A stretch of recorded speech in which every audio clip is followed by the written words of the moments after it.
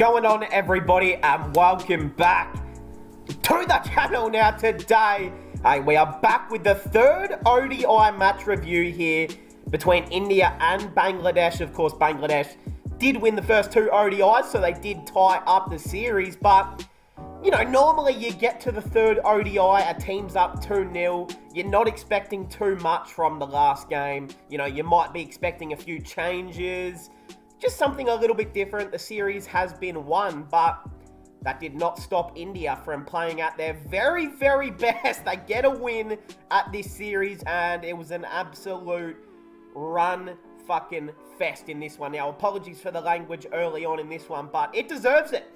Ishan Kishan, we're getting straight into it, guys. Subscribe if you guys are new, by the way. But we're just going to get into it here. Player of the match was Ishan Kishan with the quickest double century in ODI history. Just shit you would dream of. Honestly, this an innings of a lifetime from the man Ishan Kishan. You guys know we're big Kishan fans over here. We were calling for him at the T20 World Cup. We've seen what he's done in the last really 18 to 24 months. He's taken his game to a complete new level, and he gives India something plenty to build around at that top order come 2023 World Cup time. He's going to be right at the front of it. Will be opening at the 2023 World Cup, I have no doubt about it. So it's a great way for him to start off his ODI campaign going into next year. So this is a massive boost. But it wasn't only the big score that did come from this match, which we will get to in a moment. So hey, I've already told you to subscribe, leave a like, comment down below. Let's jump. Oh, wait, sorry. Player of the series was that man Mahedi Hassan, who we know was fantastic with the bat and was actually really good with the ball as well throughout the entire series. So, yeah, well-deserved from Mahedi Hassan. That 100 that he made was one of the most special ones that I've seen in a while too. So, all credit does have to go to him. Okay, into the scoreboard. India sent in to bat first. And unfortunately, it's same old from the man Shikhar Dhawan. It's just not going how Team India or Shikhar Dhawan would want at the moment. Look, everyone loves Shikhar. We all love Shikhar. We all want to see him do well. In fact, we all want to see him at the 2023 World Cup and playing and doing well. You know, back in the team with Virat and Rohit Sharma. You get that iconic trio back. But unfortunately, Shikhar Dhawan is playing himself out of a World Cup position at the moment. It's just, I mean, he would be better off sitting on the sidelines eating a couple of bloody meat pies or something. Like, it's just, I don't know. I feel like he'd be better off running some Gatorades instead of playing at the moment. Because all it's doing is putting his chances of being selected way down. So, I don't know. Maybe he should have sat for a couple games, but look, Shikhar, we love Shikhar. We know what he's done in his career, his white ball career especially, in ODI cricket being his most dominant format. But yeah, I think we might be witnessing the end of Shikhar Dhawan, and it's coming really, really quickly, which, that sounds wrong. I'm going to edit that out. You know what I meant. But like, the end of his international cricketing career is coming to a downward spiral quite quickly. Look, I think we all know he's been kind of hanging on for the last couple years. Since the 2019 World Cup, we haven't really seen the greatest of Shikhar Dhawan since. And unfortunately, he's pushing 40 years old now. It's probably time to move on. And look, obviously, there's still a good 8 months before the next World Cup, but he's going to need some big performances if he wants to get himself picked at the World Cup next year. As we spoke about, Ishan Kishan, I'm going to speak about it again. 210 off just 131 effing deliveries. He made 100 off 88 balls. So putting that into perspective, he was 100 off 88. He then got to 210 off 131 deliveries with 24 fours and 10 sixes. You don't see innings like this every day. You really don't.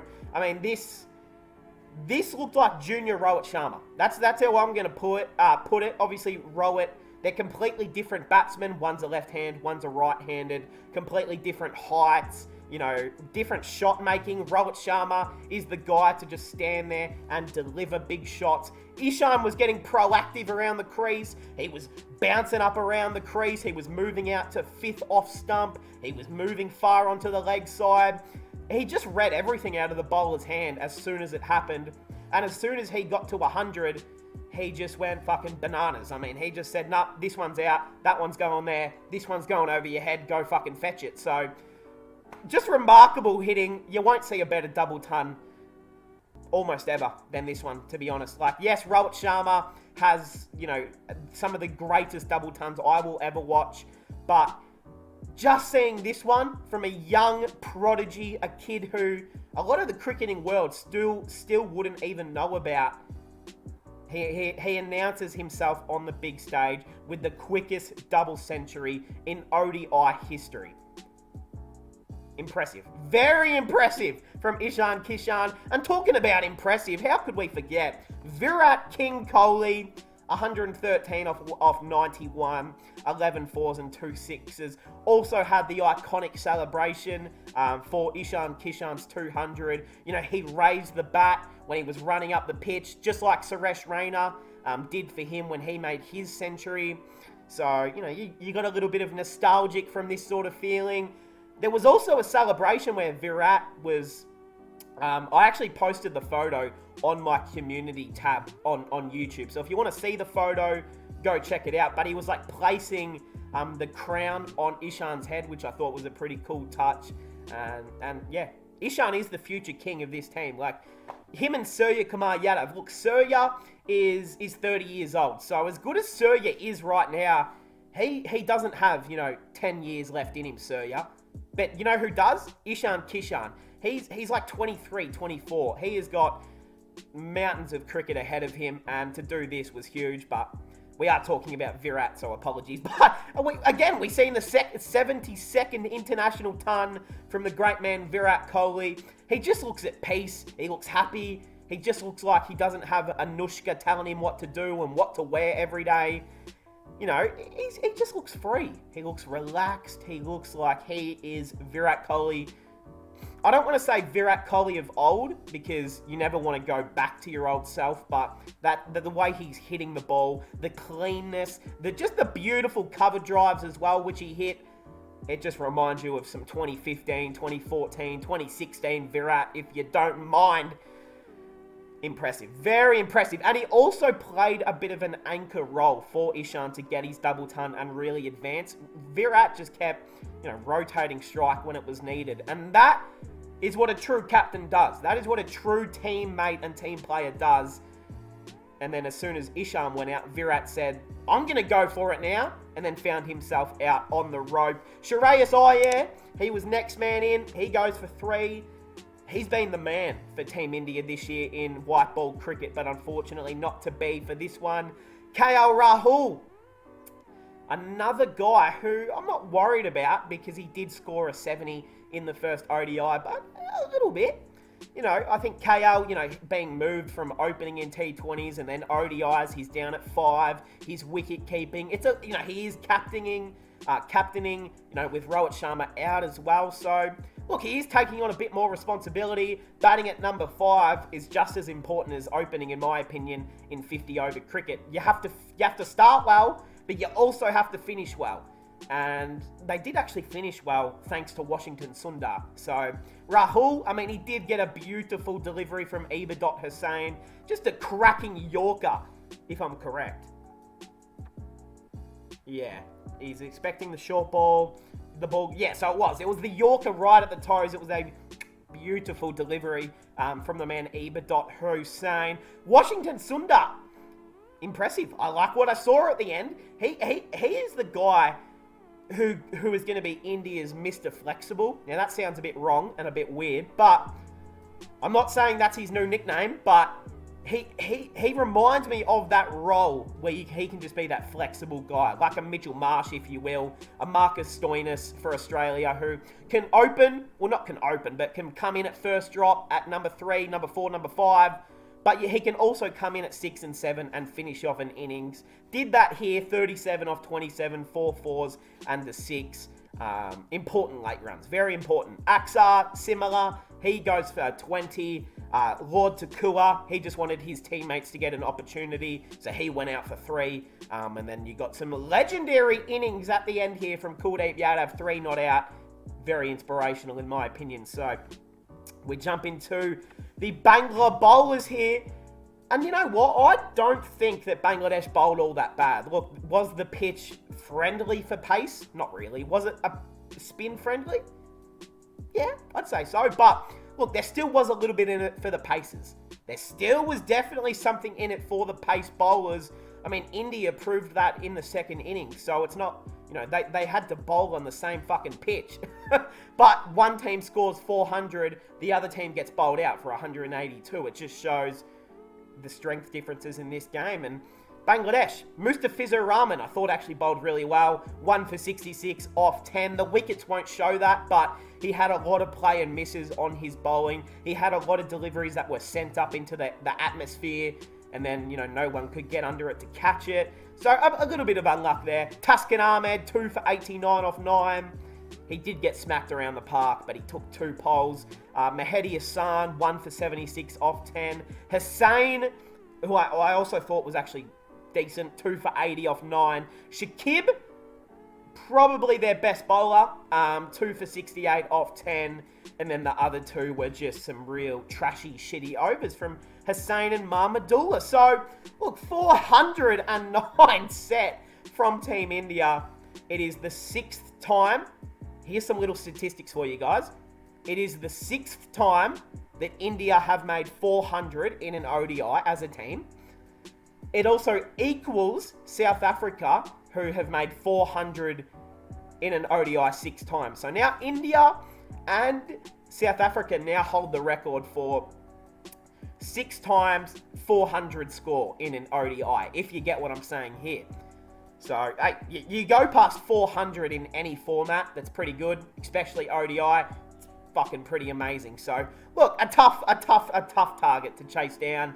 But Bangladesh, they have a pretty good batting lineup. I wasn't not ever going to put it past them. I definitely thought if they could start well, which they actually did start quite well, I thought they could go on and probably almost win this game, but didn't happen that way. It was some good bowling by the Indians.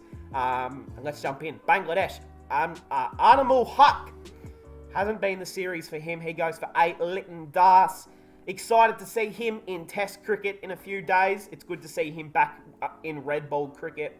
But he goes for 29 here. Again, started really well. They got some really good starts, did this Bangladesh team, but they just didn't have any guy like Ishan or Virat who ended up going on with their scores. Shakib at 3, again, another really good start. He got 43, then got a Jaffa from Kuldeep Yadav that removed him, as there's a bee. There's a bee that just flew past me. I'm not trying to get stung.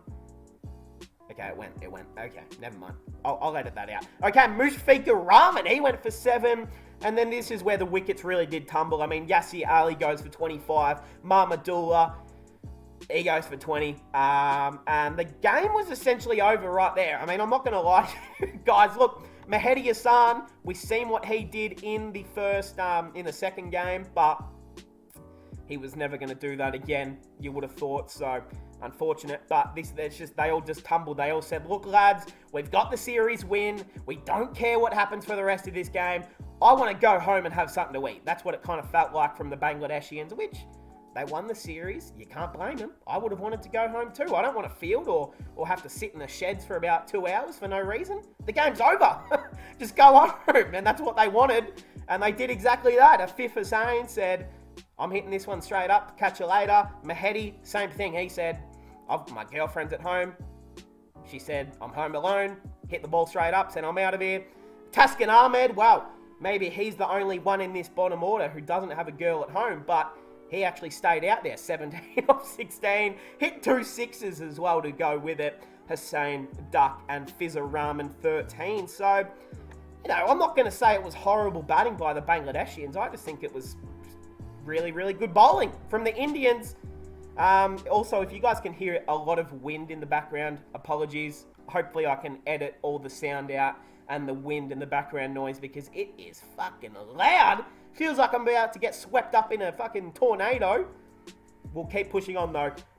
Indian bowlers. This is where really the game was won in this second innings. Mohammad Siraj, he's had a good series. I mean, look, he did get smacked by Mahedi Hassan last game, but bowled really well before that. 1 for 27 off 5. Lord Takua, it's what he does, man. When he bowls, he takes wickets. 3 for 30 off 5. Axar Patel, 2 for 22 off 5. Umran Malik, a little bit expensive, but still 2 for 43 off 8. Kuldeep Yadav, 1 for 53 off 10. And Washington Sundar, 1 for 2 off just 1 over. And hey, that is how the match will end. Bangladesh do win the series though. 2-1. Bangladesh win the series. Their ODI setup is looking very, very strong right now, Bangladesh. And coming into the World Cup next year, if Bangladesh can, their entire team, if they can all stay fit, they are going to push and push for a final. It would not surprise me if in 8 months' time, we're talking about Bangladesh being one of the strongest ODI teams in the world. Like, it really wouldn't surprise me at all. They have got the setup, they've got the middle order, they've got the top order, they've got their bowling set up really well, they've got quality of spinners, obviously, which is one of their biggest strengths. Bring that to the World Cup in India. The ball's going to be turning, the pitches are going to be turning. It's going to be a good time, I think, for Bangladesh. As my fridge turns on, we're going to turn that off. I think they're going to have a really big shot at making a final in the World Cup next year.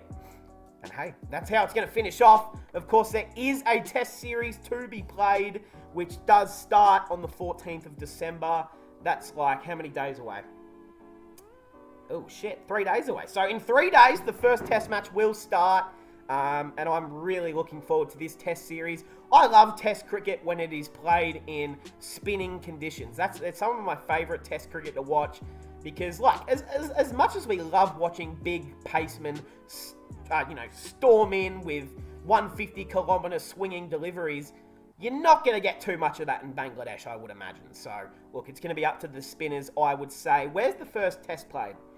Is it in... so it's at the same venue. Okay, so yeah, they might get a little bit of pace early, but I think it's going to be a spin-dominated pitch. And hey, first test coming up. Bangladesh win the ODI series 2-1. Ishan Kishan, quickest double ton ever. It was a good game of cricket, that. Hey, drop your thoughts in the comments. Also, leave your predictions for this test series. I might even have my own predictions video coming up before the series starts. So let me know in the comments. Hope we all enjoyed, and I'll see everyone in the next one.